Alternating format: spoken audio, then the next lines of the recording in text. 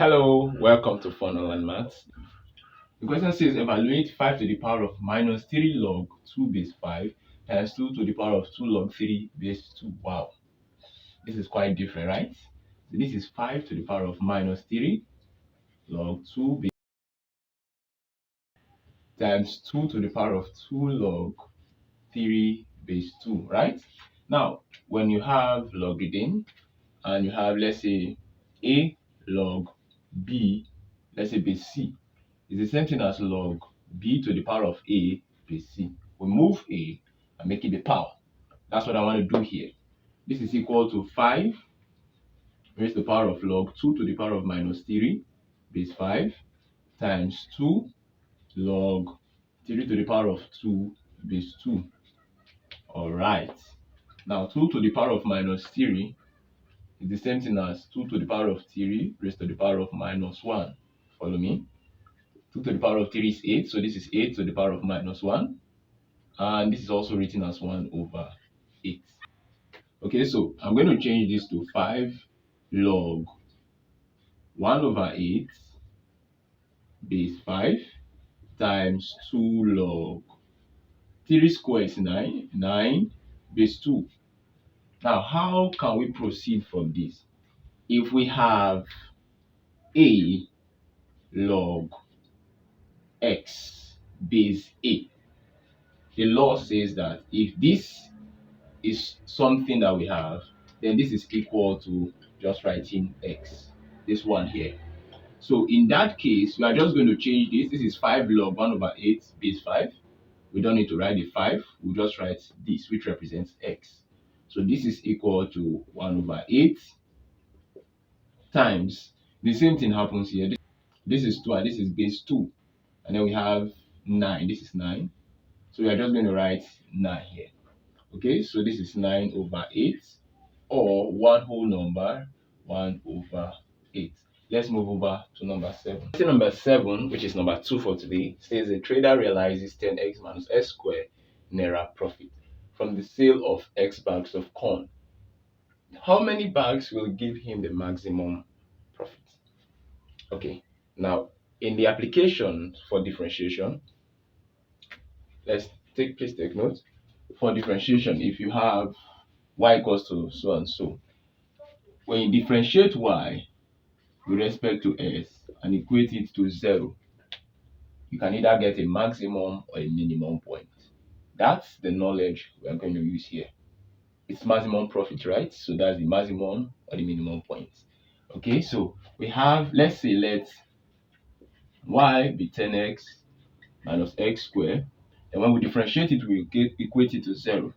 dy dx is equal to, so when you differentiate 10x, this is the same thing as 10 multiplying, what's the power here? The power here is 1. So 10 times 1, then s raised to the power of 1 minus 1. That's what differentiation is. Minus this also because 2 times s raised to the power of 2 minus 1. So you discover that I'm only subtracting 1 from the power. I'm bringing the power to multiply the base. That's differentiation. So 10 times 1 is 10, x raised to the power 0 minus 2, x raised to the power 1. X to the power of 0 is 1. So 1 times 10 is 10, right? So this is 10 minus 2x. All right?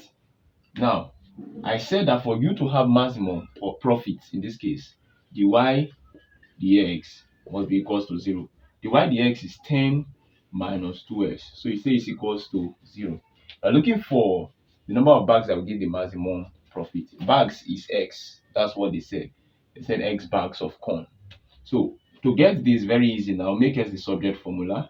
We will have 10 equal to 2x. I moved this to this side and it becomes positive. So divide both sides by 2, s will be equal to 5 bags of corn. So 5 bags of corn is the answer for number 7. Let's go to number 8. So number 8 says find the average of the first 4 prime numbers greater than 10.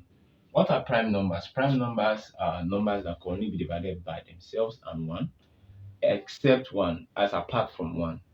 Okay? So numbers that can only be divided by themselves and 1. prime numbers, I'm just going to list some of them. And we have 2, 3, 5, 7. 9 is not a prime number, okay? 10 is not a prime number. It can be divided by 2. 11, 13. 13 is a prime number. Cannot be divided by any other number apart from itself and 1. 15 is not a prime number. 17 is a prime number. 19. 21 is not a prime number. 23 and so on. Okay, I just need the first 4 after 10. That is bigger than 10. This is 11, 13, 17, and 19. That's what I'm going to use because it says find the average of the first 4 prime numbers greater than 10. So the average,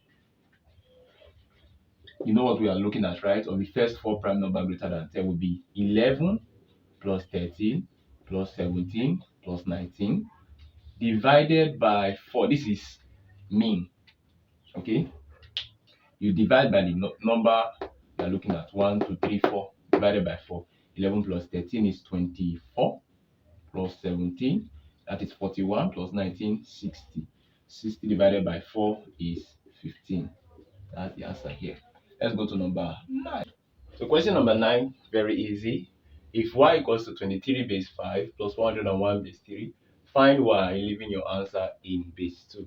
Now, you cannot add these two together because they are not with the same base. So first of all, convert them to the same base and then we'll find it in base 2. To do that, let's convert them to base 10. Okay, so we have 23 base 5. I'm going to write 0 and 1 here. This is how we convert to base 10. And then we have 2 times this 5 raised to the power of 1 plus 3 times that same 5 to the power of 0. And 5 to the power of 1 is 5. And that 5 times 2 is 10 plus 5 to the power of 0 is 1. 1 times 3 is 3. So this is 13 base 10 if you would like to write it like that. While for the other one, 101 base 3. I don't know why that's base 3 though. Okay, so this is 0, 1, 2. And this is 1 times 3 to the power of 2 plus 1 times, I'm wrong, right? 0 times 3 to the power of 1 plus 1 times 3 to the power of 0. And 3 square is 9. So this is 1 times 9, which is 9 plus 3 to the power of 1 is 3. 0 times 3 is 0. 3 to the power of 0 is 1. 1 times 1 is 1. So 9 plus 0 plus 1 is 10. If you like, write base 10. But we now know that these two are in base 10. Okay, so it means that y, which was 23 base 5 plus 101 base 3, is now 13 plus 10 base 10. And 30 plus 10 is 23 base 10. Now, we are told to find y leaving our answer in base 2, not base 10. So convert 23 base 10 to base 2. How do you do that? Now, this is how we convert. We write 23 here and we divide each term by 2. 23 divided by 2, that's 11 with a remainder of 1. Still divide by 2. 11 divided by 2 is 5 with a remainder of 1. 5 divided by 2 is 2 with a remainder of 1. 2 divided by itself is 1. There is no remainder. And 1 divided by 2, well, that won't work, right? So 0, remaining a 1 here. So we move from bottom to top, and then this is how we write it. 1, 0, 1, 0, 1, 1, 1, base 2. So it means that y in base 2 is equals to 1, 0, 1, 1, 1, base 2. That's our answer. So let's do number 10, which is the last for today.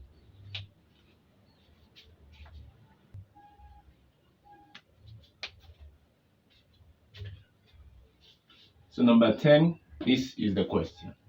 Find the value of x in this diagram. I hope it's not confusing. Now, everything we have here is a point. This is a point. Everything is coming together at this point. The sum of angles at the point is 360 degrees. So if we can add up all the angles at this point and equate it to 360, we'll be able to get value of x. So we have x plus 10 degrees plus 4x minus 50 degrees plus 20 degrees plus 3x plus 2x is equals to 360.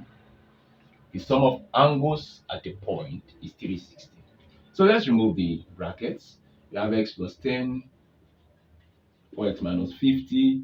Please take note, all of them are in degrees, but I might not write it in that way. Plus 20 plus 3x plus 2x equals to 360 degrees.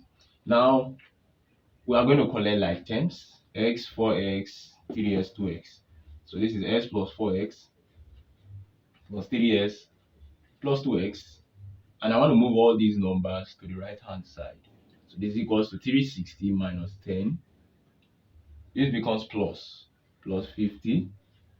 This is minus 20. Why? Because they are crossing over to the right hand side across the equality sign. This is 1s. 1 plus 4 is 5. 5 plus 3 is 8. 8 plus 2 is 10. So this is 10x.